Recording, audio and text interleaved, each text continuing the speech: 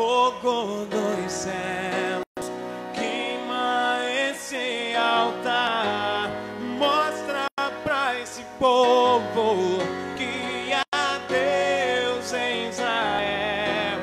Caia fogo dos céus, queima esse altar, mostra pra esse povo que há Deus em Israel. Mostra para esse povo que há Deus em Israel. Mostra para esse povo que o Senhor é Deus. A misericórdia do Senhor seja conosco, meus irmãos. Que Deus te abençoe, que Deus te guarde. Você que está em casa, você que está aqui no lugar de adoração. Que as bênçãos benditas do Senhor recaiam sobre a sua vida. Sejam muito, muito bem-vindos à presença de Deus, o lugar que nós nos sentimos melhores, não é verdade? Vamos orar em nome de Jesus. Você pode ficar um tantinho em pé para a gente orar, para a gente agradecer, buscar a presença de Deus. Deus é bom em todo tempo Deus é bom. Senhor, nós te louvamos e te glorificamos, porque nós fomos trazidos por ti, na tua presença, diante da beleza da tua santidade. Ó Deus, que privilégio. Nós não merecemos isso, mas assim como o teu prover soberano nos tirou de um lamaçal, de um mundo tenebroso, e nos trouxe para o reino da tua luz, aprove que hoje, neste dia que nós estamos vivendo, tu nos conduzisse-nos, ó Deus, a te adorar, a te buscar, a falar contigo, a ouvir de ti, a louvar o teu nome, Deus. Por isso nós te somos gratos, meu Pai Santo. Nós te agradecemos por tamanho privilégio, Pai. E nós te pedimos que nenhum de nós que estamos aqui nessa noite, possamos sair deste lugar, deste momento de adoração, da mesma maneira de que começamos, ó Deus. Nós saiamos muito melhores, edificados, fortalecidos, vivendo na plenitude do teu Santo Espírito, em acordo com os teus desígnios soberanos, meu Deus. Em nome do Senhor Jesus, ó Deus, jogue por terra, para a glória do teu nome, qualquer mover das trevas na direção dos teus servos, Deus. Que nós possamos te adorar no Espírito e com verdade, sentir, viver a tua presença santa, observar o manifestar glorioso do teu amor, do teu poder, da tua bondade, das tuas misericórdias. Nós louvamos, glorificamos e exaltamos o teu nome nesse tempo que tu nos deste para viver, no nome precioso, bendito do nosso Salvador, o nosso Senhor Jesus Cristo. Amém. Vamos celebrar o nome do Senhor. Deus te abençoe. Você pode sentar.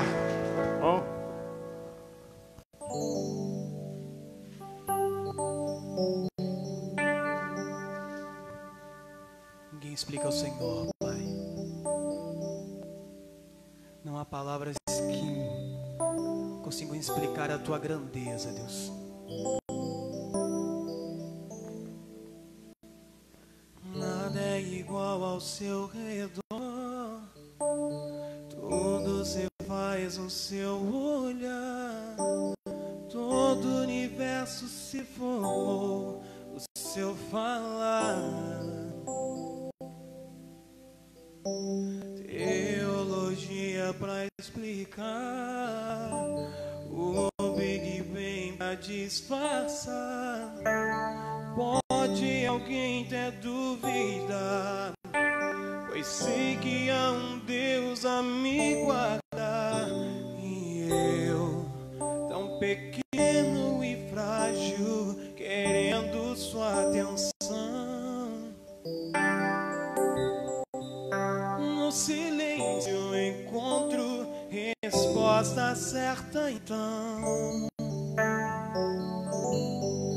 Dono de toda a ciência, sabedoria e poder, ó, dá-me de beber da água da fonte da vida.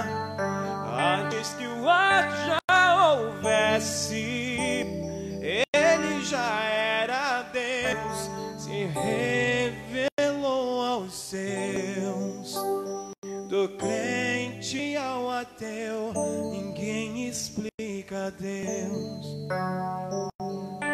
Ninguém explica a tua grandeza, Senhor. Somente o Senhor é digno de todo louvor, Pai. Ensina-nos, Senhor, a cada dia andar diante de Ti pelos Teus caminhos. Nada é igual ao Seu redor. Tudo você faz no Seu olhar. Todo o universo se formou no Seu falar. Teologia pra explicar, o Big Bang pra disfarçar. Pode alguém ter dúvida, pois sei que há um Deus a me guardar. E eu, tão pequeno e frágil, querendo sua atenção. No silêncio encontro resposta certa então. Dono de toda a ciência, sabedoria e poder, ó, dai-me de beber da água da fonte da vida. Antes que o ar já houvesse, Ele já era Deus, se revelou aos seus. Do crente ao ateu, ninguém explica Deus. Dono de toda a ciência, sabedoria e poder, ó, dai-me de beber da água da fonte da vida. Antes que o ar já houvesse, Ele já era Deus, se revelou aos seus. Do crente ao ateu, ninguém explica Deus. Oh, oh, oh, oh.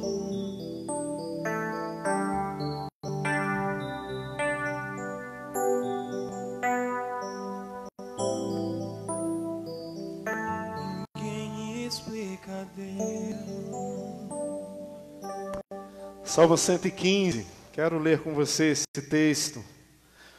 Um Deus inexplicável, mas que se revelou para nós. Salmo 115.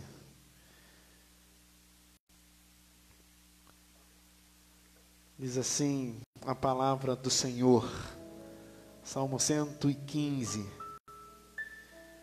Não a nós, Senhor, não a nós, mas ao teu nome da glória, por amor da tua misericórdia e da tua fidelidade. Porque diriam as nações, onde está o Deus deles? No céu está o nosso Deus e tudo faz como lhe agrada. Prata e ouro são os ídolos deles, obra das mãos de homens. Tem boca e não falam, tem olhos e não veem, tem ouvidos e não ouvem, tem nariz e não cheiram, suas mãos não apalpam, seus pés não andam, som nenhum sai da garganta deles. Tornem-se semelhantes a ele os que os fazem e os quantos nele confiam. Israel confia no Senhor. Ele é o seu amparo e o seu escudo. A casa de Arão confia no Senhor. Ele é o seu amparo e o seu escudo. Vós e sobre vossos filhos. Sejam benditos do Senhor, que fez os céus e a terra. Os céus são os céus do Senhor, mas a terra deu a ele, aos filhos dos homens. Os mortos, meus irmãos, não louvam ao Senhor, nem os que descem à região do silêncio. Você pode repetir comigo o versículo de número 18, todos juntos?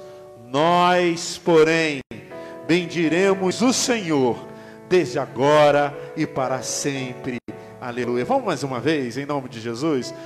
Nós, porém, bendiremos o Senhor desde agora e para sempre. Aleluia, aleluia. Vamos continuar, louvamos a Deus com todo o coração, com toda a alma.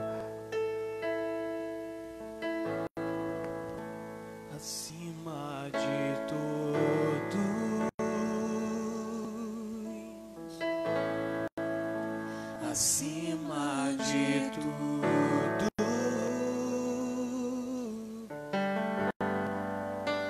está o Senhor entronizado.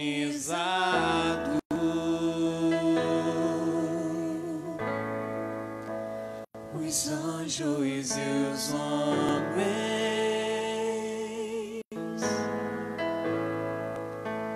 os céus e a terra, montanhas e mares declaram quem tu és.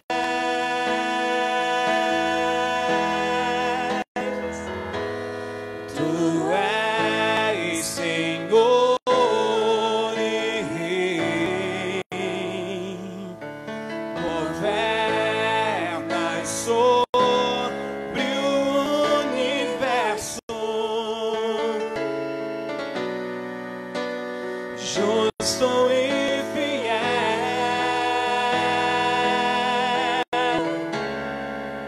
vestido de glória e poder, coroado estás, para sempre reinarás, prostrados aos teus pés, erguemos o teu santo nome em adoração.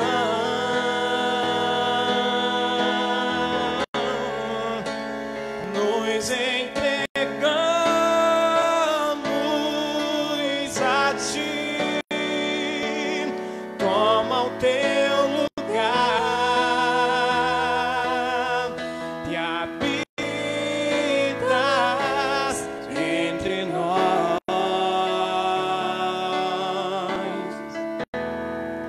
ó Santo Deus,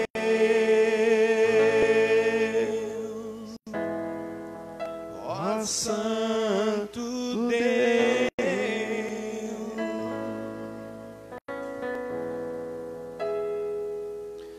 Eu vou te convidar a pegar a sua Bíblia ainda e abrir em Atos dos Apóstolos no capítulo 4, nos dois últimos versículos desse capítulo 4, que será o texto de base para a nossa consagração nessa noite.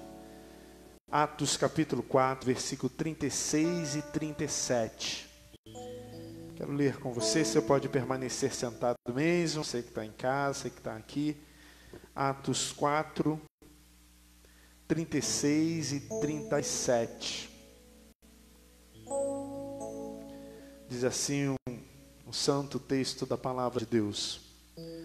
José, a quem os apóstolos deram o sobrenome de Barnabé, que quer dizer filho de exortação, levita, natural de Chipre, como que se tivesse um campo, vendendo-o, trouxe o preço e o depositou aos pés dos apóstolos. Ainda nos versículos 1, 2 e 3 do capítulo 5 de Atos. Entretanto, certo homem chamado Ananias e sua mulher Safira, vendendo sua propriedade, trouxe o preço, mas em acordo com a sua mulher, reteve parte dele e depositou o restante aos pés dos apóstolos. Então até o versículo 2. Aqui há duas histórias que têm o mesmo, talvez, o mesmo título ou a mesma direção. foram duas pessoas que faziam parte da comunidade dos santos e que levaram uma oferta. O primeiro foi o Barnabé. O Barnabé pegou um valor de uma propriedade que ele havia vendido, talvez sim, talvez não, mas o valor era como se fosse de uma propriedade, e fez como a Bíblia manda, depositou aos pés dos apóstolos, levou lá na comunidade dos santos para fazer a triagem, para repartir com os outros irmãos. E um casal, a Safira e o Ananias, também vendeu uma propriedade, mas ao invés de eles trazerem tudo, eles trouxeram parte. Talvez você imagine que aqui está falando de quantidade. Não é essa a ideia da mensagem da palavra de Deus. Aqui o texto tem falado de três coisas: fidelidade, obediência e gratidão. O que o texto está dizendo é que Barnabé agiu com fé, por aquilo que ele professou, por aquilo que ele creu, e ele se propunha a viver por aquilo que ele de verdade tinha certeza e convicção de que era. Ele agiu por obediência, porque o texto, a Bíblia, Deus, ele diz assim: olha, o que eu dou não é teu, você deve ter um sentimento, um viés, uma direção abençoadora, repartidora. E por graça, tudo que é em nós possa bendizer o nome do Senhor. Quando nós ofertamos, doamos, nós estamos expressando altruísmo, generosidade. Isso é mover gratuito de Deus na nossa direção, do qual nós retribuímos gratuitamente. Esse texto não é um texto para te fazer doar dinheiro. Ele é um texto para fazer você, para te levar você a doar a sua vida. Ele não é um texto para você reter, mas para você espalhar. Em resumo, isso aqui diz que nós não somos um poço de água parada. Nós somos uma fonte de água viva. Eu te convido no nome de Jesus Cristo a ajudar a gente, E você pode fazer isso doando algum daquilo que Deus tem te dado, para que a gente possa espalhar, para que a gente possa dar de beber quem tem sede, dar de comer quem tem fome, abraçar quem está com frio, emprestar a vida para quem está quase sem vida. Vou pedir às meninas e o menino para poder ministrar uma linda canção no nosso coração. E se você trouxe a sua contribuição, você pode fazer em nome de Jesus. Você que está em casa, quiser contribuir direto lá na conta da igreja, imagino que deve publicar aí para você. Tá bom? Senhor nosso Deus, eu te sou grato, continuo grato por esses irmãos que têm sido tão abençoadores. Conserva-os na tua presença, provendo a eles para que eles possam ser provedores, abençoando eles para que eles possam ser abençoadores, favorecendo eles para que eles possam emprestar o seu favor neles a muitas pessoas. Ó Senhor Deus, testifica as obras deles pela fé que eles professam. Não deixe, Senhor Deus, de forma alguma, que a despensa dele, que os lagares deles, que o jardim deles não floresça, não dê água, sejam desabastecidas em nome de Jesus. Eu te rogo pela vida de todos eles. Amém, amém, amém.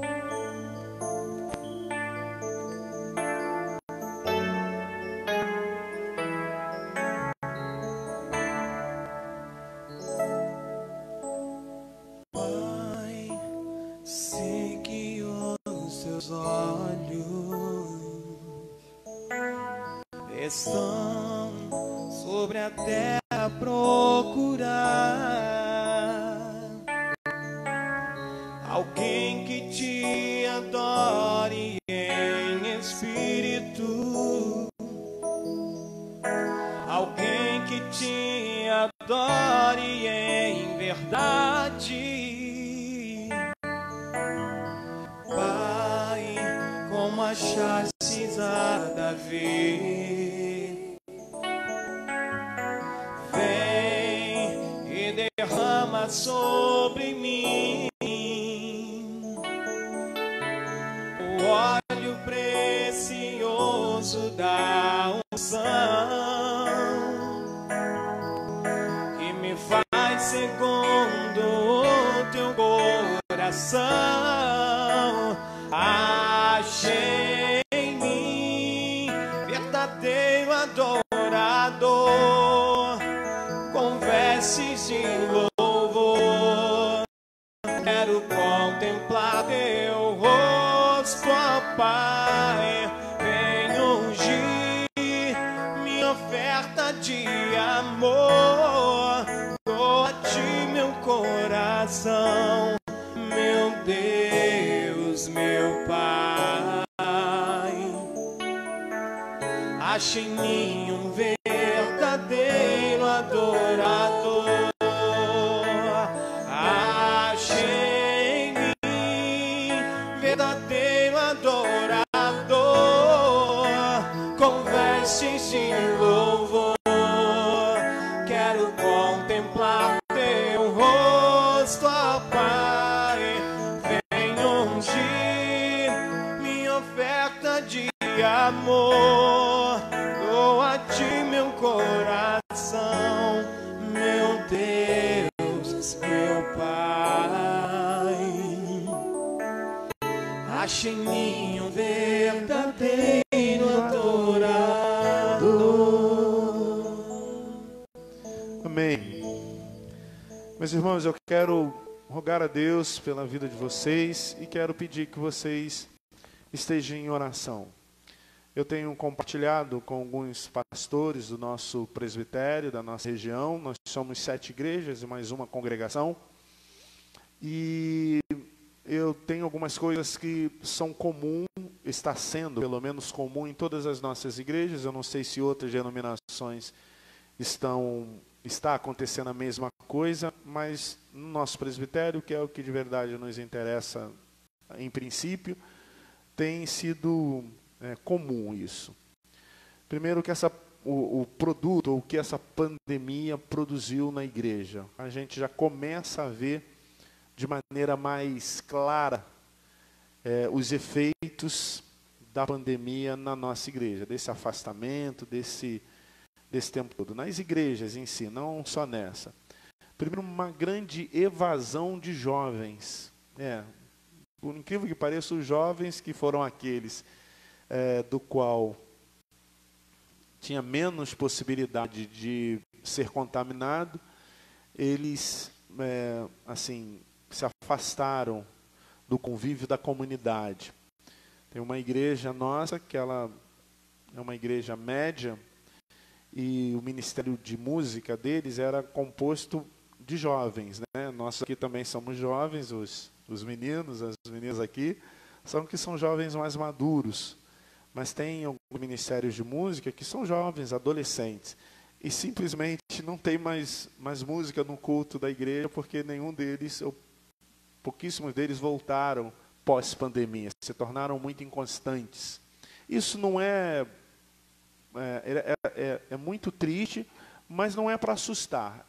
É normal, na minha visão. Porque os jovens são aqueles que teoricamente, porque tem muitos jovens que, graças a Deus, aqui na nossa igreja, por exemplo, que estão em níveis espirituais muito bons. Mas, normalmente, os jovens, principalmente com menos idade, por causa da experiência de vida, por causa de muitas outras coisas, normalmente são novos convertidos, são novos batizados, estão no nível espiritual abaixo da média. E como a gente concentrou todas as nossas atividades até a pandemia no quadradinho do templo, né, do lugar de adoração, quando essas pessoas começaram a não frequentar os momentos de culto, eles enfraqueceram. Então, aquilo que já não era tão no nível tão aceitável, ficou no nível menos aceitável ainda, e você se afasta, principalmente da comunidade dos santos. Isso não aconteceu só com jovens, aconteceu com adultos também, porque essa pandemia mostrou uma coisa, que vocês precisam ficar muito atentos. Quem estava numa rota de declínio e quem estava numa rota de ascendência. Todas as duas rotas foram acentuadas. Quem estava subindo, subiu mais rápido, eu conheço pessoas que estão muito mais firmes na presença de Deus nesses últimos 8 meses. E também conheço pessoas que simplesmente foram derrotados por essa pressão toda que a gente tem vivido esse tempo. Mas qual é a nossa missão como igreja do Senhor, meus irmãos? Não é criticar, não é nem fazer observações. Essas observações que eu estou fazendo é para dar uma visão abrangente, geral da vida da igreja. Primeiro é orar. Se você conhece alguém que está afastado da presença de Deus, eu convido a você a orar. Não precisa ser nem dessa igreja aqui. Convido a você, pega o nomezinho dela e coloca lá nas suas intercessões todos os dias. Segundo lugar, você pode entrar em contato também. Você pode fazer uma visita, se puder. Pode dar um telefonema, mandar uma mensagem de amor, de carinho, de aconselhamento, tá bom? Para que essas pessoas sejam novamente avivadas na direção do reino de Deus. Isso é um fenômeno que está acontecendo nas nossas comunidades, possivelmente deve estar acontecendo em algumas comunidades também de outras placas denominacionais, e nós precisamos ficar muito atentos. Pode ter atingido mais ferozmente os jovens, mas isso não aconteceu só com os jovens, eu tenho absoluta convicção disso. Tá bom? Então, orar e entrar em contato.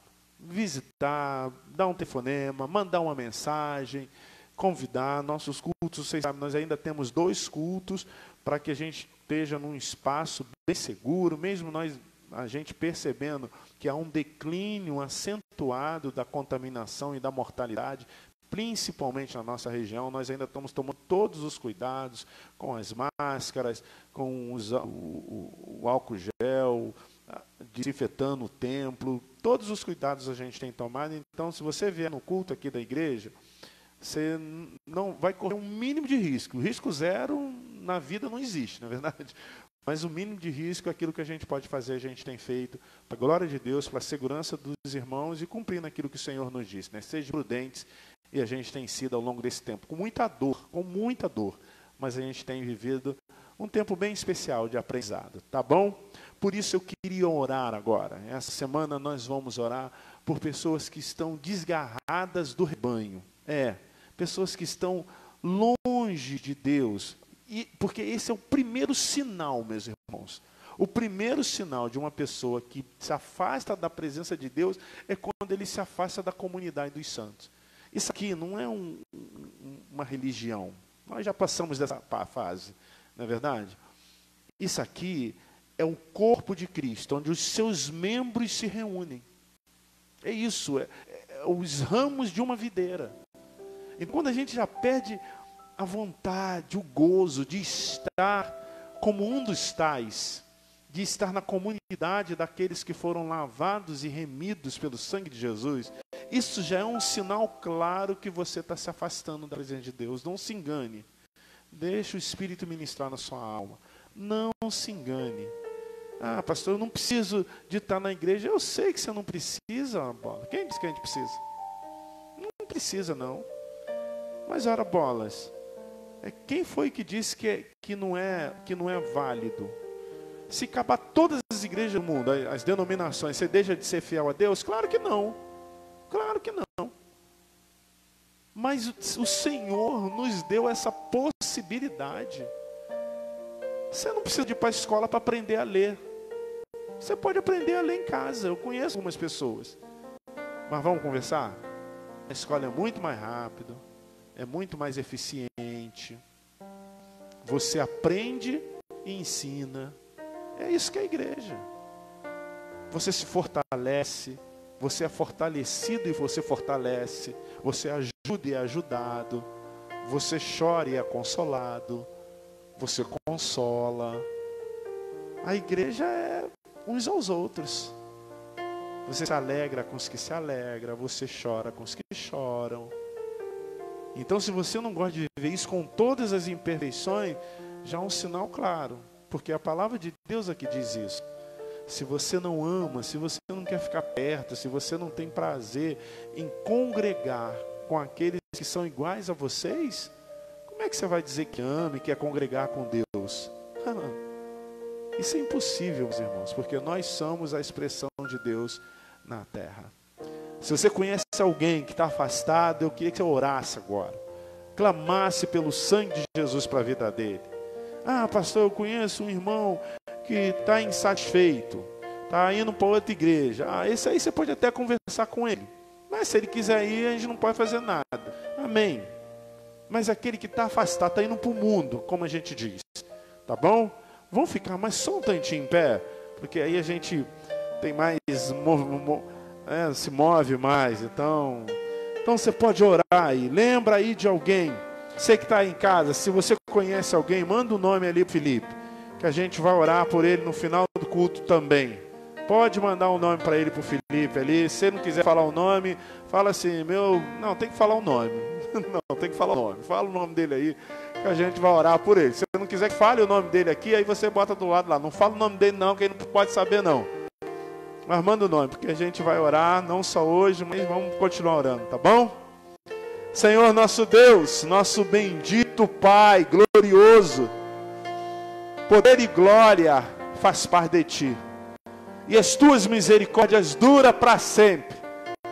Então nós queremos, ó Deus, por meio dessa súplica e dessa oração, alcançar aqueles que estão se desgarrando do Teu rebanho e da Tua presença. Dar, ó Deus, a alegria da salvação. Torne a dar-lhe a consciência do amor que Tu plantaste no coração dele. Não permita que ele se engane, que ela se engane, e que fiquem com palavras de ordem, querendo ludibriar-se. Quanto mais, ó Pai, eu te peço que Tu repreenda, no nome de Jesus Cristo, o mover das trevas na direção desse irmão e dessa irmã. Que Tu possa desvendar, Senhor Deus, os olhos deles. Que Tu possas, no nome de Jesus, não deixar que os prazeres desse mundo, que os problemas desse mundo, que a ilusão de Satanás possa desviá-los do caminho. Em nome do Senhor Jesus, Deus. Ó Senhor Deus, construa na vida deles um caminho de favor eterno, para que eles experimentem a Sua glória nessa terra. Faça com que o coração deles, que a alma deles pulse, Senhor Deus, o refrigério do Teu santo e bendito Espírito. No nome de Jesus, Pai. Foste Tu que disseste que a nenhum que lhe foi dado, Senhor Deus, Tu desperdiçaste, Tu permitistes, ó Deus, que pudesse se afastar. Então, no nome de Jesus, traga-os de volta.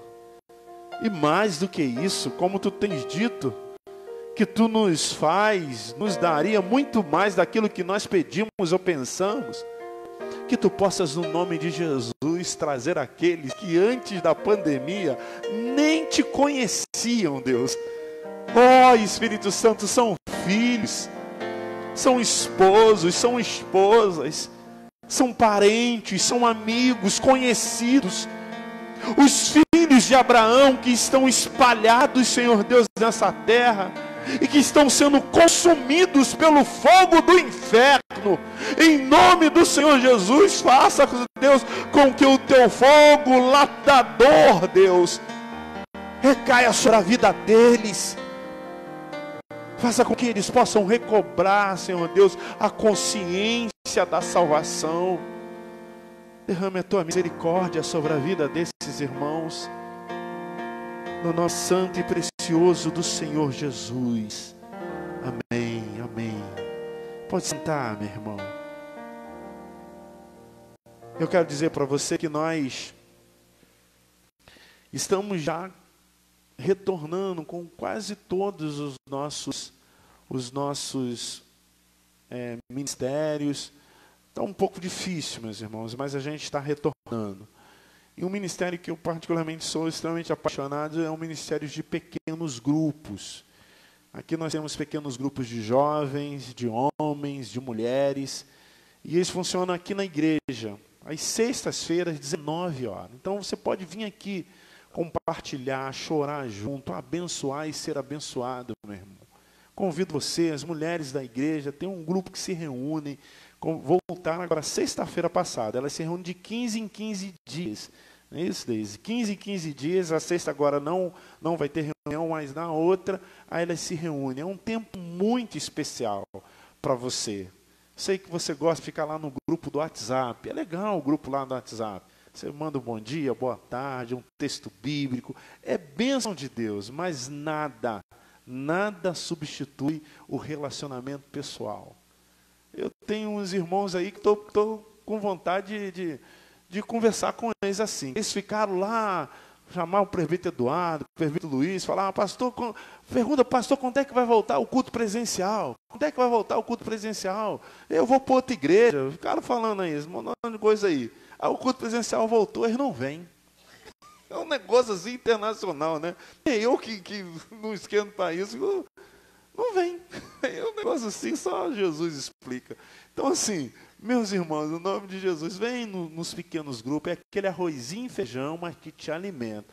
Os jovens, vem também, os homens é abençoadíssimo. E os homens eles são tão abençoados de vez em quando. Eles queimam a carne, né? Entram na carne, estão no espírito, mas entram na carne. É um negócio assim também legal. Toda sexta-feira, 19 horas, mulheres de 15 em 15 dias, tá bom? Eu quero comunicar à igreja. Ontem, aprove ao Senhor, né, na madrugada de sexta para sábado, levar para a glória o irmão do pastor Celso, o Marcelo. Alguns de vocês aqui conhecem. Eu já peço perdão pelo pastor Celso. Eu sei que muitos irmãos não foram comunicados. O sepultamento foi aqui em Mauá mesmo, mas o pastor estava tão atordoado. Eu conversei com ele, eu soube por volta de 11 horas da manhã, e a gente conversou, e depois ele ficou de retornar a ligação para me confirmar o horário, mas ele não retornou, o celular não funcionava. Eu vim para cá, para Mauá, cheguei quase em cima da hora na verdade, mas o pastor está muito dolorido na alma. Não sei se ele está vendo aqui, mas meu irmãozão, um abraço de Jesus no seu coração. Eu quero pedir para vocês, se você ainda não mandou uma mensagem para ele, para o nosso pastorzão, manda uma mensagem para o pastorzão lá. Aliás, você que está na internet, você podia, entra aí o chat, né? Manda aí, pastor Celso, nós te amamos. Manda aí, pastor, nós te amamos. Ele está muito dolorido, porque o Marcelo era o irmão mais novo dele, ele tratava como o filho mais velho. Então, nessa hora que a igreja é excepcional, porque nós choramos com os que choram, não é verdade? Então, ora pela família, pela Drica, pelo Adriano. O Celso tem mais 5 irmãos. 5, Então, ore lá pela família, pelos irmãos dele. Mas nosso pastorzão foi um pouco combalido. Hoje ele não está lá na congregação, o presbítero Luiz está lá. Mas manda aí, você que está aí na internet, manda aí, pastor Celso, nós te amamos. Você está aí vendo a gente, pastorzão? Nós te amamos, meu filho, nós te amamos, meu irmão. Deus vai te consolar, e você tem uma obra, uma missão muito grande para fazer na nossa comunidade, no reino de Deus nessa terra, tá bom? Vamos orar, pedindo a Deus que console lá o nosso irmão, a família dele. Você pode fechar os seus olhinhos, onde é que você está? Senhor nosso Deus, no nome de Jesus, é bom ser igreja porque nós não choramos sozinhos. É bom ser igreja porque nós somos ramos de uma videira, membros de um corpo. E um membro de um corpo não sofre só. Eu sei, ó Deus, quer dizer, eu não sei o quanto está doendo na alma do meu irmão, do meu amigo. Mas eu também sei, se há alguém que pode alentar a alma dele, dos irmãos dele, da sobrinha dele, és tu, ó Deus. Então eu te peço que no nome de Jesus Cristo, tu alente a alma do Celcinho. Tu cuida dele. Enxuga aquelas lágrimas dele, Deus. A dor da perda, a gente sabe que ela não se esvai. Ela não acaba, mas ela ameniza. Então ameniza. Traga a lembrança dele aqueles momentos felizes, alegres, que ele passou com o irmãozinho dele. Mas nós sabemos que ele está na glória, está na tua presença.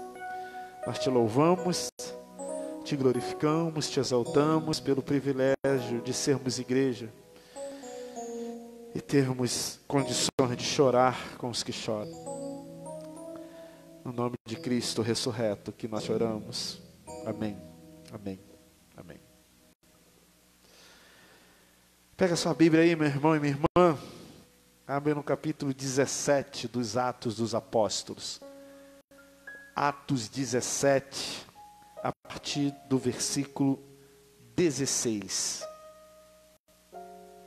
Atos 17, a partir do versículo 16.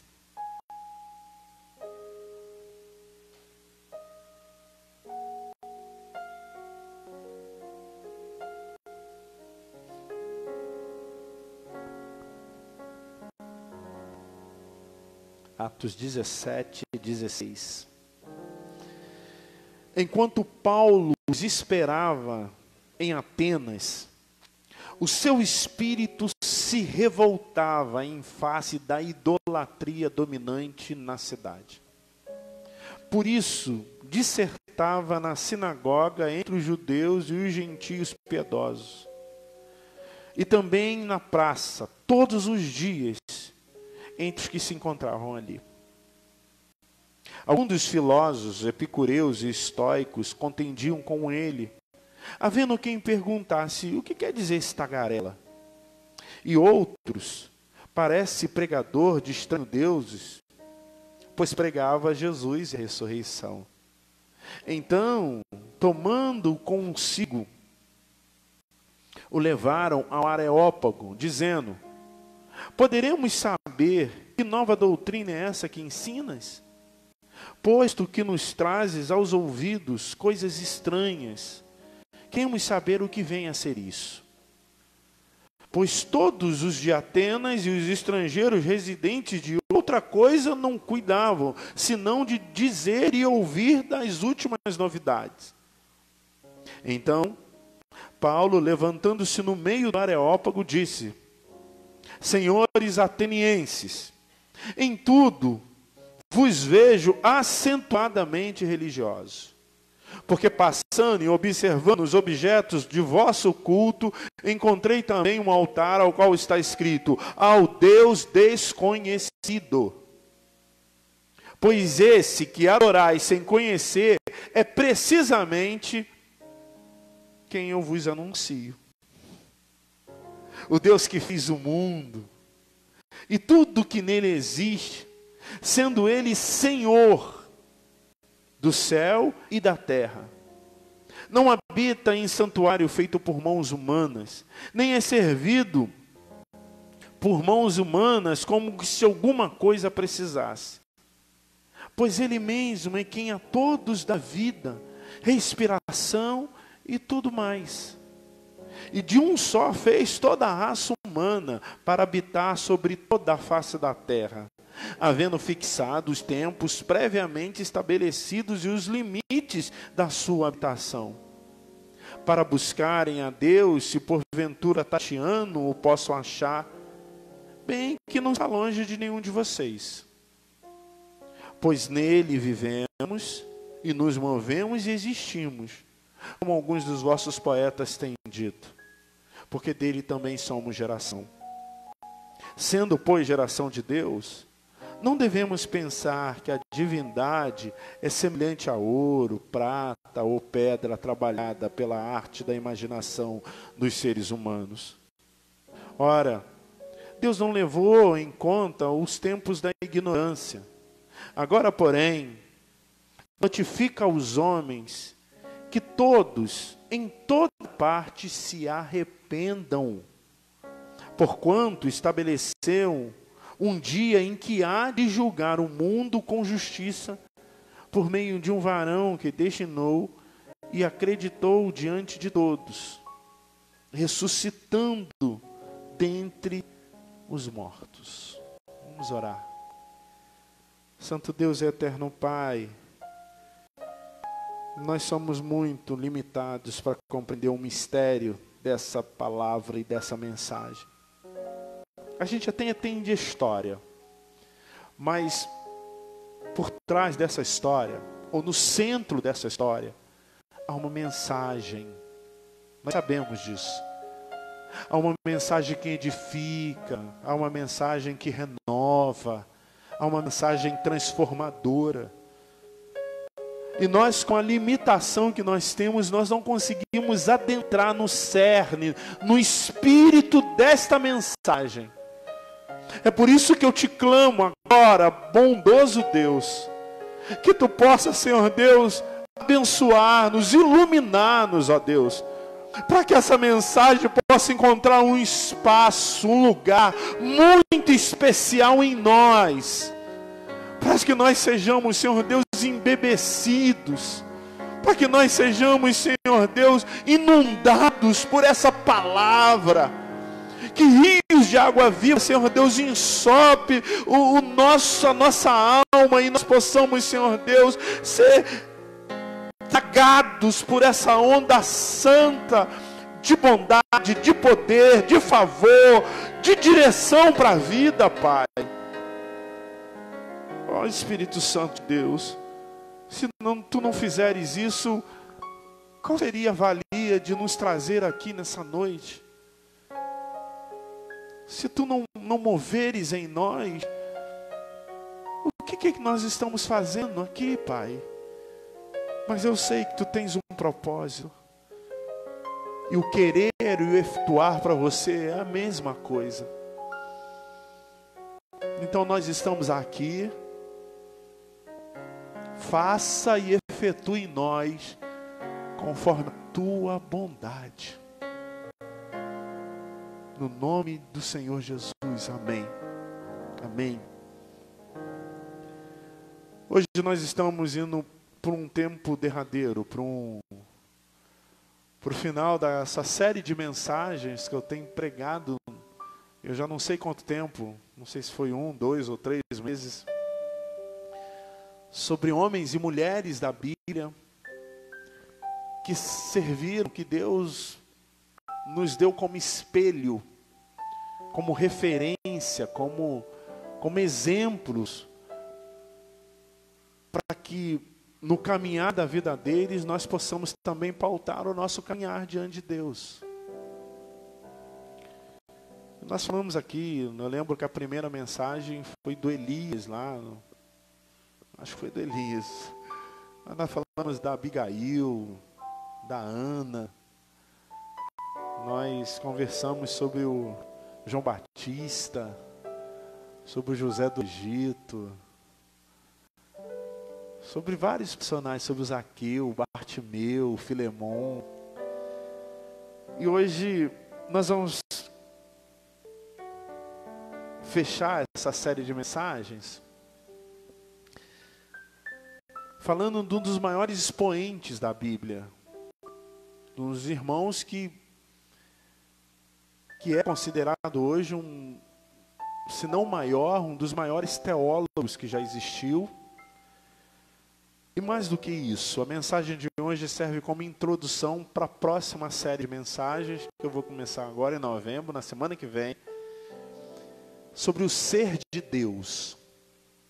A mensagem de hoje é como se fosse uma introdução. O ser de Deus. Nós temos um programa aqui na nossa igreja, que a primeira coisa que a gente faz é perguntar quem é Deus para você. E é muito interessante as respostas. E aí eu te convido, a partir do próximo domingo, a acompanhar essa série de mensagens sobre o ser de Deus. Talvez você vá ouvir coisas que você nunca ouviu antes. Talvez você vai se escandalizar com algumas coisas, porque a minha função é tirar você do lugar de conforto. Mas eu tenho certeza que a tua vida vai ser muito edificada, porque a gente vai pregar somente sobre a palavra de Deus. E a palavra de Deus sempre edifica e transforma a vida para melhor. E o apóstolo Paulo, que é quem escreveu essa carta, ou quem escreveu ou quem inspirou esse trecho do livro dos Atos dos Apóstolos. O apóstolo Paulo foi quem mais escreveu na Bíblia, ou quem mais escreveu através da Bíblia. O apóstolo Paulo, o Ato dos Apóstolos, por exemplo, alguns dizem que é o Ato dos Apóstolos até o capítulo 15.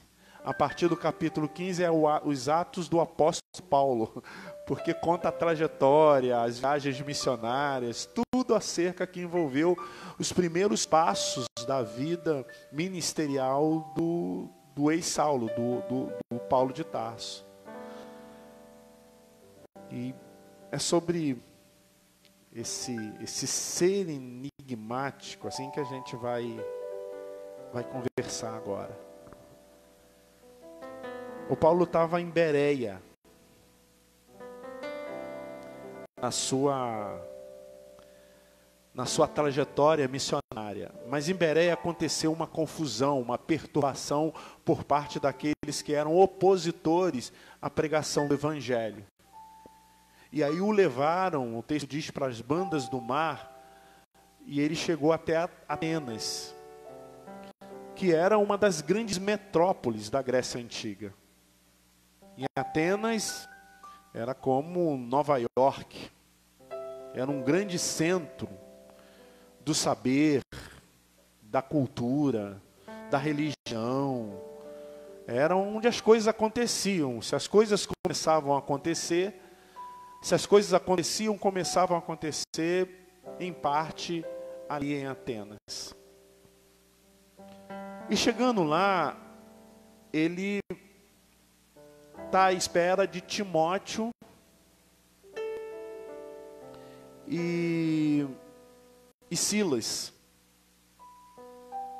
Enquanto ele está esperando, aguardando os irmãos para se juntar, para fazer lá um grupo maior para espalhamento do Evangelho naquela região, ele começa a observar a conduta social, sociocultural daquelas pessoas que viviam naquele grande centro, naquele expoente, naquela cidade, naquela megalópole daquela época.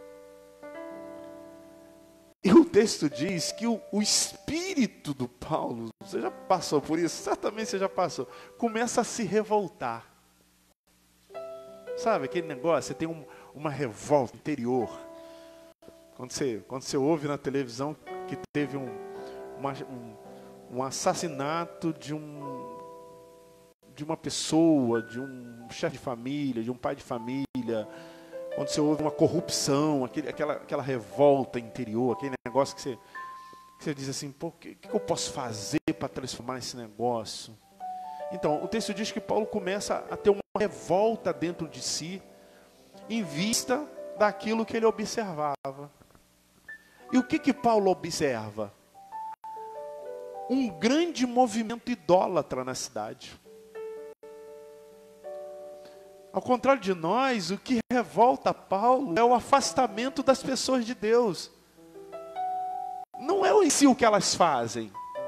E eu suspeito entender essa consciência do apóstolo Paulo. Porque o que as pessoas fazem é apenas consequência do que elas são. Então o que revolta Paulo é a condição espiritual daquele povo. Aquele povo fazia coisas terríveis. Mas o Paulo não fica revoltado, entenda o que eu estou falando, não fica revoltado, por exemplo, com o homossexualismo da cidade. Ele não fica. Com a prostituição, e havia. Com a roubalheira, não era isso que revoltou ele. O que revoltou Paulo foi o significado espiritual das pessoas. Foi o que as pessoas entendiam por ser a essência da vida deles, o Deus que os representava. a idolatria vigente no seio daquela sociedade. É isso que traz uma indignação para o apóstolo Paulo. Porque ele sabe, você também sabe, e eu também sei, que no conserto da alma, conserta todo o resto. Não adianta deixar de fazer. Tem que deixar de ser. Porque deixar de fazer até dá para deixar. Mas isso não faz diferença a longo prazo, num longo período, se você não deixar de ser. Se você não deixar de ser, você volta a fazer. E o que ele faz? Ele não vai nem para a igreja, meus irmãos. Até porque não tem igreja naquela época, igreja cristã. Igreja cristã tem. Não tem lugar de adoração. Porque sempre a gente confunde o que é igreja. A gente acha que igreja é um lugar. Igreja até pode ser um lugar. Mas esse lugar é você. Não é uma placa, não é um endereço. A gente começa a não entendendo Deus quando a gente não entende o que é igreja. O apóstolo Paulo vai para a praça. Vai para os centros espíritas. Ele vai para a sinagoga dos judeus. Sinagoga não é igreja de crente. É de outra direção religiosa. Chega lá e ele começa a falar do amor de Deus. Esse povo tem que saber quem é o Deus verdadeiro. Tem que saber quem é o Cristo, quem morreu por eles. E ele começa a falar do amor de Deus para todo mundo. E todo mundo começa a não entender muito bem. Começa a chamar ele de tagarela, de falar coisas fora do eixo. Esse cara é louco. Porque pregava o seguinte, olha, sabe quem é esse Deus que eu estou dizendo para vocês? Esse Deus, ele nasceu, viveu, morreu e voltou a viver. E todo mundo começou a falar, o que esse cara está pregando? Aí pegaram ele e levaram para o Areópago. O que era o Areópago? O Areópago era o centro das grandes discussões. Lá se discutia sobre política, sobre religião, sobre cultura. Se discutia sobre economia, sobre tudo. Era o centro intelectual, era a reunião da academia. Era onde estavam as cabeças pensantes, onde estava a elite da cidade. Ele começa na praça, ele começa na comunidade, agora ele vai para o palácio. Porque o evangelho é assim. Ele alcança o coração do favelado e alcança o coração do rei. Ele alcança o coração de quem está na sarjeta e ele alcança o coração de quem está no castelo. Esse é o evangelho de Jesus. Agora ele vai lá para o palácio, para o meio de quem forma opinião na cidade. E ele é dirigido, é a beleza do evangelho. Ele é dirigido pelo Santo Espírito. Porque ele olha ao envolto dele e tem um monte de postes ídolos que representava cada um Deus. E ele diz assim, olha, senhores atenienses, observando o objeto do vosso culto, percebo que vocês são extremamente religiosos. Ele começa elogiando. Ou melhor, fazendo uma ponte. Porque na pregação do evangelho você tem que construir pontes, construir travessias, para chegar até o coração.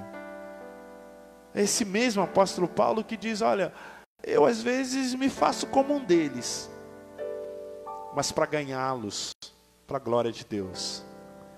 E ele diz, observando o objeto do vosso culto, percebo que vocês são religiosos. Vocês têm uma estátua para cada Deus. Mas eu também percebi que vocês têm um poste ídolo que está gravado lá ao Deus desconhecido. Porque eles tinham lá uma estátua que não tinha um nome, não tinha lá Afrodite, Diana, os deuses lá da mitologia grega. Era um deus que não tinha nome. Porque eles eram tão idólatras que eles tinham medo de ter esquecido de algum deus ou não conhecer algum deus e eles serem penalizados e esse deus os vingar ou trazer violência para a vida deles. Aí o apóstolo Paulo diz, precisamente, esse Deus que vocês ainda não conhecem, é esse Deus que eu venho vos anunciar. A tragédia da vida humana é, primeiro, não conhecer a Deus. E segundo, em o conhecendo, não adorá-lo como Ele é.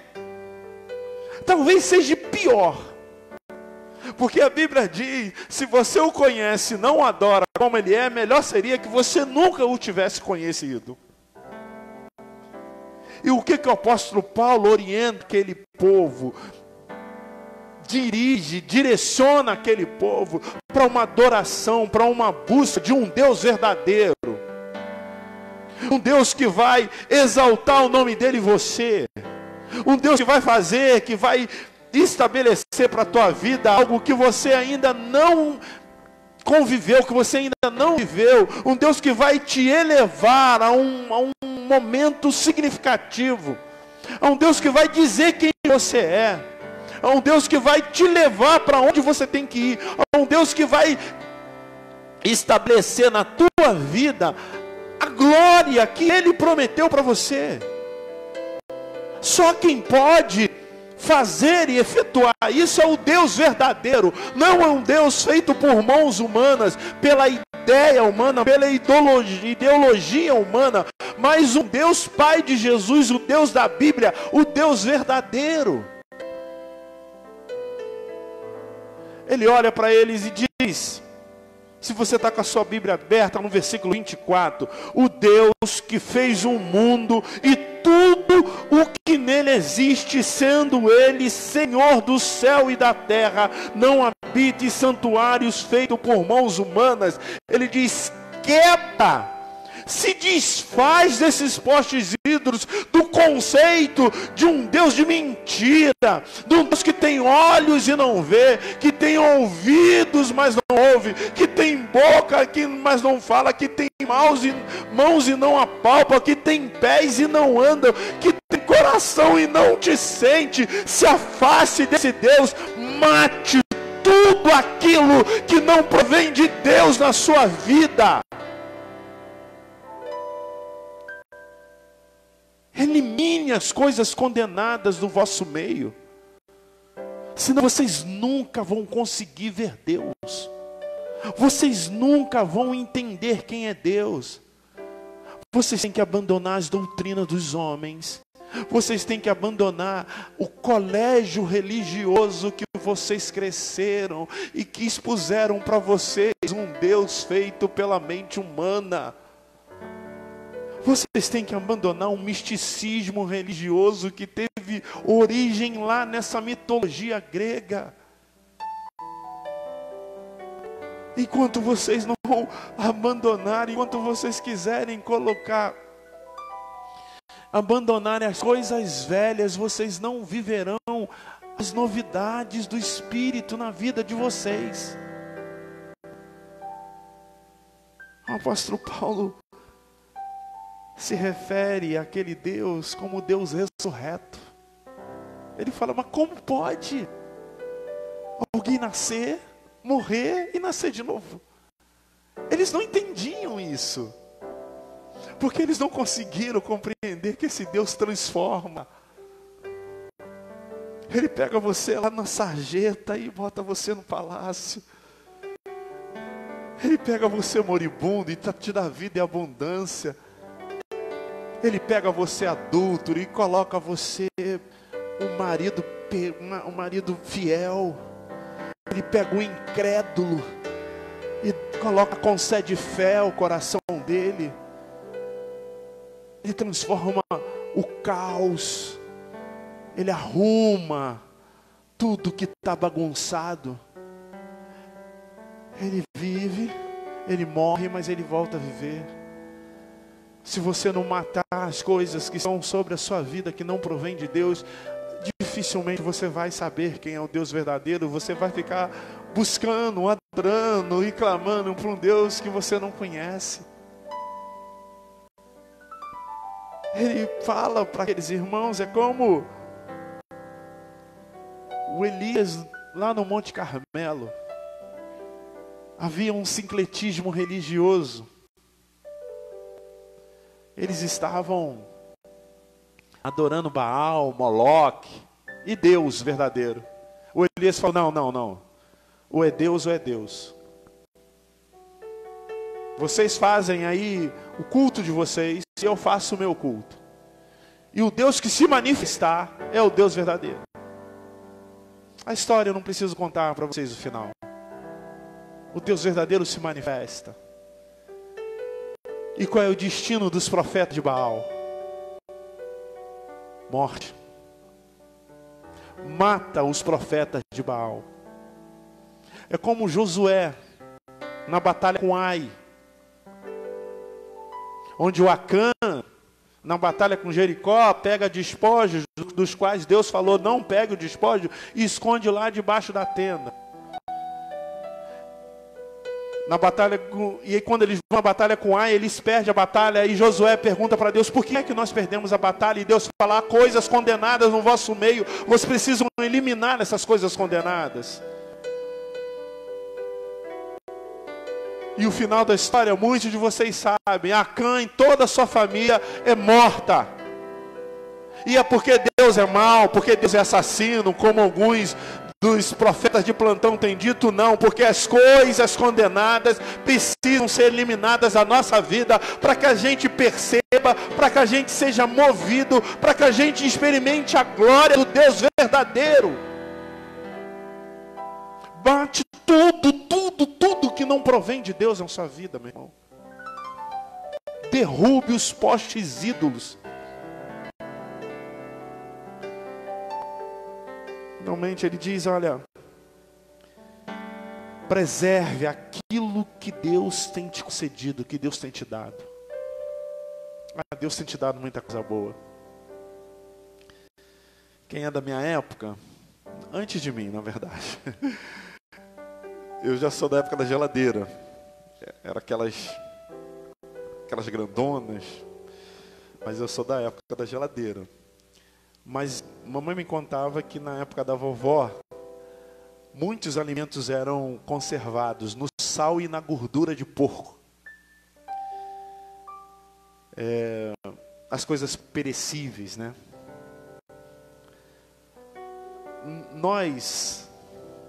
A Bíblia diz que a única coisa que não passa é a palavra, Deus.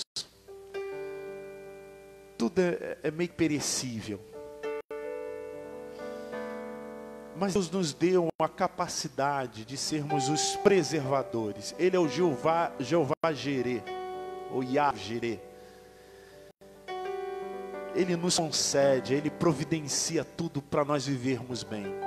E nosso trabalho é preservar o que Ele nos dá. Que seja no sal, que seja na gordura ou na geladeira. Mas não é dessa forma. Preservar o que Deus nos dá é repartir, consagrar e agradecer.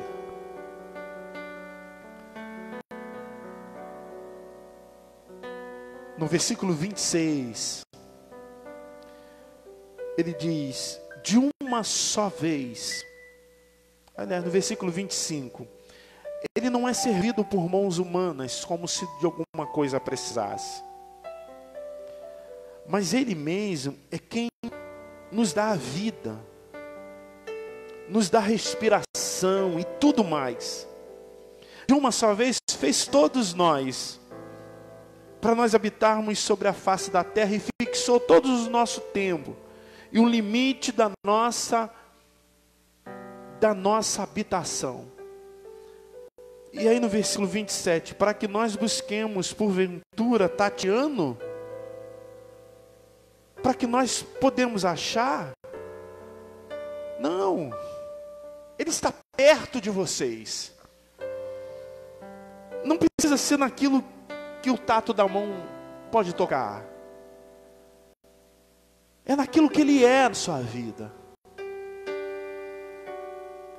Então tudo que Ele te concede não é para você, é para a glória dEle. Tudo que você tem não é teu, é dEle. O que nós temos que fazer é tudo que há em nós consagrar para a glória de Deus. Repartir com aqueles que fazem parte das nossas vidas e derramar em gratidão. Então o teu filho é para consagrar para Deus. O teu filho vai ser abençoador do mundo. O teu filho é para agradecer a Deus pela herança que Ele concedeu. As tuas coisas materiais. Porque tudo vem de Deus. Nada é sem que Ele assim não aprove para que seja. De forma que tudo que é só pode ser se assim Ele quiser que seja, meus irmãos. Vocês ficam procurando os favores, as bênçãos, as benécias da vida em tudo quanto vocês veem. Nas profecias ordienas, nos postes ídolos da vida. Não! É como lá o aleijado que vai na água que move de vez em quando, porque o anjo vem e sai curando as pessoas. Não precisa ir lá. Ele está aí. E aí nós consagramos, distribuímos e agradecemos a Deus pelo que Ele tem nos dado. Como é possível viver assim? É como Davi. Você lembra daquela briga do Davi e do Golias? O Davi baixinho, Golias gigante. O Davi pecuarista, o Golias guerreiro. O Davi falou, eu não sei nem usar lança, armadura. O Davi todo bem, o Golias todo bem armado. O Davi não sabia como que ia ser o processo. Ele não sabia.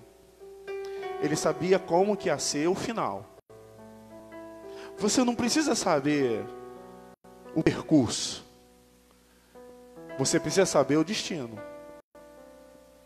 Então, o Davi pega umas pedrinhas, coloca no bolso. Parafraseando, é claro. Aí todo mundo deve ter olhado e falado assim, como é que esse baixinho, esse pequenininho vai derrotar o gigante? E se você perguntasse para o Davi, como é que você vai derrotar esse gigante? Eu não sei. Eu não faço a mínima ideia como que eu vou derrotar. Eu só sei que eu vou derrotar. Porque o final da história eu conheço. O Davi já conhecia o texto de Paulo. Que todas as coisas cooperam para o bem daqueles que amam a Deus. Eu sei que ele é um incircunciso. Eu sei que ele não teme a Deus. Eu sei que ele não serve a Deus. E eu sei que eu sirvo a Deus. Eu sei que eu sou um homem de Deus. Eu sei que eu não sei brigar direito. Eu sei que eu não sei fazer muita coisa. Não é o meu campo. Mas eu sei que eu estou na direção de Deus. Porque eu preservei aquilo que Ele tem me dado. Ele me concedeu fé, eu preservei fé. Ele me diz que eu sou servo, eu tenho me comportado como servo. Ele me diz que eu sou aquele a quem Ele me deu uma missão, espalhar a glória dEle na terra. Eu tenho feito isso com muita limitação, com muita imperfeição, mas eu tenho tentado ser justo e fiel diante de Deus. Eu sei que eu vou a vitória vai ser minha no final. Aí ele devia ser um bom atirador de pedra, né? E aí pega na testa. Então, é nessa que nós preservamos aquilo que Deus me dá. Então, Deus está perto de vocês, Paulo dizia para eles. Vocês estão procurando Deus no sol, Deus na natureza. Deus não precisa. Ele está muito próximo, ele está mais próximo, você pode imaginar. E finalmente, Paulo diz a eles: faça o que Deus te mandou fazer. Porque é assim que você vai ver o que Deus disse que vai fazer na sua vida. Você não pode fazer nada, meu irmão. Você não pode produzir nada, você não pode acrescentar um côvado na sua vida. A única coisa que você pode fazer, aliás, que você deve fazer, é aquilo que Deus mandou você fazer. Ele diz, olha, nele nós nos movemos, nós existimos e nós vivemos.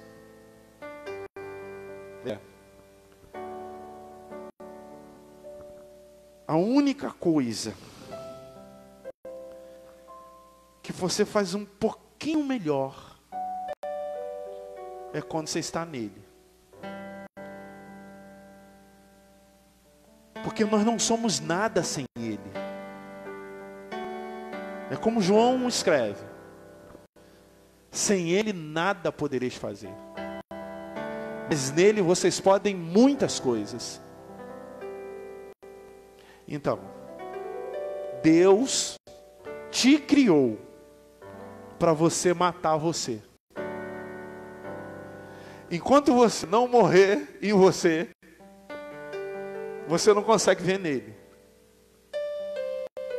É por isso que Jesus morre.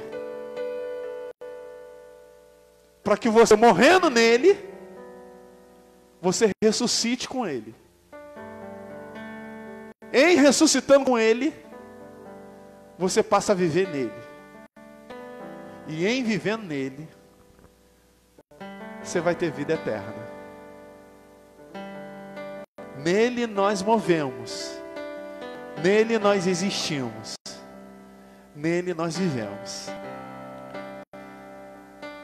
O filósofo, ele diz, penso, logo existo.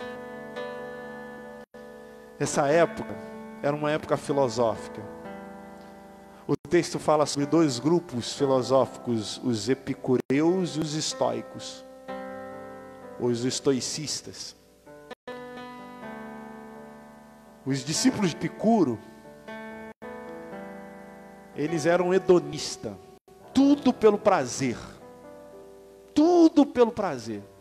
Não importa o que você faça, o que importa é você ter prazer naquilo que você estava fazendo.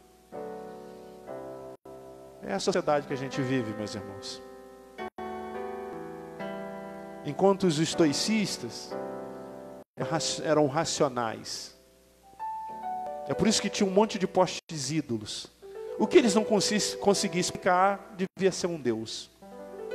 Eram agnósticos. E aí vem Paulo. O Paulo, ele não distorce porque ele veio antes. Mas quando o filósofo já no século XX disse, penso, logo existo, ele está dizendo o seguinte, só existe quem tem raciocínio. De forma que esse celular que está transmitindo esse culto, ele não existe, porque ele não pensa. Pode ser. Ele não, mas a internet. Aí o apóstolo Paulo diz assim, não é nada disso. Não é quem pensa que existe. Não é quem raciocina que existe. Não é o prazer que faz você existir. Não é a razão que faz você existir. É Deus. É nele que você existe. Se você não estiver nele, você é apenas algo. Mas nele você não só é animado, você não é só observado, nele, de verdade, você vive. Só a vida em Deus, não há vida em outro, nem em nada, que não seja o Deus verdadeiro. É por isso que o nosso mover, que o nosso fazer, que o nosso existir, tem que estar atrelado a Ele. Senão é poeira que sobe, meus irmãos. É energia que se esvai. Nada, nada, nada existe sem Ele assim. O quisesse que pudesse existir. Mas a existência de algo não faz com que você seja. Porque você possa existir, mas não viver. Mas Ele faz você existir e viver. Isso só é possível quando nós experimentamos Ele. Ele, não as coisas, não as fábulas, não os dogmas. Ele, somente Ele. Esse Deus que nós conhecemos é o Deus verdadeiro. É o Deus que nos entrega uma vida muito, muito melhor. E eu te convido, você que está em casa, você que está aqui, ou você que está acompanhando essa mensagem em qualquer momento, a viver essa vida que Ele prometeu e há de cumprir na tua vida. Amém? Vamos ficar em pé em nome de Jesus Cristo. Em nome de Jesus. Em nome de Jesus. Ih, que coisa legal.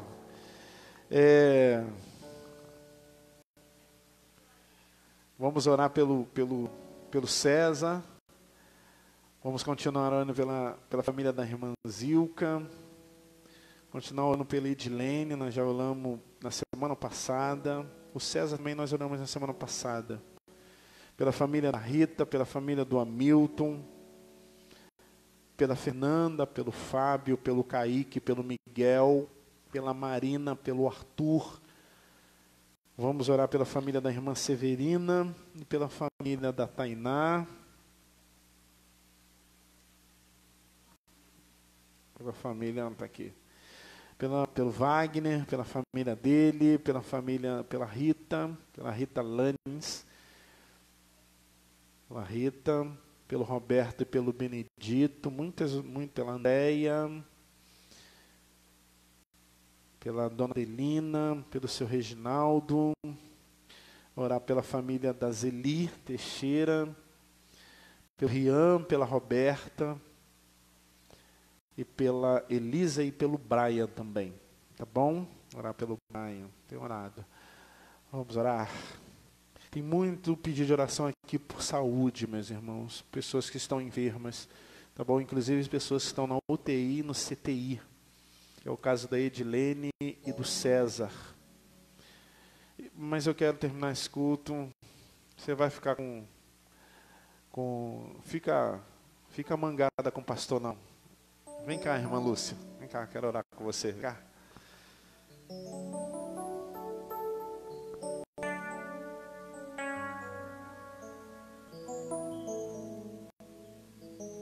Fica aqui do meu ladinho aqui.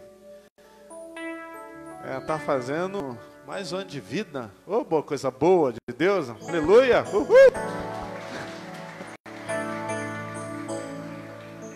Ó Deus amado, no nome de Jesus, nós queremos entregar a vida do César, da Edilene, de todos esses irmãos que estão acamados, que estão em UTIs, CTIs, pessoas que estão vivendo momentos difíceis nas suas vidas, vida da Rita, Senhor Deus, nesse pós-operatório, em nome do Senhor Jesus, traga a sua bendita cura sobre a vida desses irmãos, em nome do Senhor Jesus, Pai. Do Roberto, do Benedito, da Andréia, meu Pai Santo. Ó Espírito Santo, derrama o seu manto curador sobre a vida desses irmãos, para que eles possam, Senhor Deus, em breve estarem testemunhando aqui do teu favor eterno sobre a vida deles. Nós continuamos te pedindo que tu console o coração do Celso, do pastor Celso, dos seus familiares. Que tu estejas, Senhor Deus, com a Elisa, com o Brian, Pai, com esses irmãos amados, com o Rian, com a Roberta. Ó Deus, em nome do Senhor Jesus, com o Wagner, com a sua família, com a Milton, com a tua família, Deus, com a família da irmã Zeli, meu Pai. Em nome do Senhor Jesus, visita esses irmãos, visita a Fernanda, o Fábio, a família da irmã Severina, a família da Tainá, meu Deus. Ó Deus, nós temos clamados por Ti, esteja com esses irmãos, Pai. Visite a casa deles, Senhor Deus. Traga transformação sobre a vida deles, meu Pai. Em nome do Senhor Jesus, esteja com todos os irmãos que estão aqui, tanto em casa como aqui no lugar de adoração, com a família deles. Proteja-os, ó Pai. Nós servimos um Deus que não habita em templos feitos por mãos humanas, mas habita em nós, escolheu habitar em nós. Então sara-nos, cura a nossa terra, proteja, Senhor Deus, os nossos lagares. Age, Senhor Deus, os nossos filhos, os nossos cônjuges, nas vidas que fazem parte das nossas vidas, em nome de Jesus, em nome de Jesus Cristo. Ó Deus, eu quero te rogar e te agradecer pela irmã Lúcia, Pai, por mais esse tempo na tua presença. Ó Deus, como que eu sou grato por essa vida, por essa família, pelo irmão Luiz, pela Larissa, Deus, por esses que têm sido abençoadores do teu reino. Derrame bênçãos, bênçãos incontroláveis, bênçãos surpreendedoras na vida deles, ó Deus, para que eles possam experimentar todos os dias da vida deles, a vida da irmã Lúcia, da sua família, o teu amor glorioso. Nós te agradecemos no nome bendito e todo poderoso do Senhor Jesus. Que o poder de Deus, meus irmãos, que a graça bendita do nosso Rei Jesus, que o consolo eterno do Espírito Santo esteja contigo, meu irmão e minha irmã, com as pessoas que você ama e com toda a igreja verdadeira do Senhor espalhada pela terra, não só hoje, nesse dia que nós estamos vivendo, mas até a sua volta. Amém? Amém? Aleluia! Deus te abençoe, Deus te guarde. Amém. Ao tempo da inocência eu quero voltar. Ao tempo da pureza eu quero voltar. A simplicidade com o Pai, humildade com Deus, ser curado do que o mundo me fez, ouvir a tua voz como sempre ouvi, amar tua palavra com todo o meu ser. Ó Deus, tô com saudades de ti, saudades de ti, saudades de ti.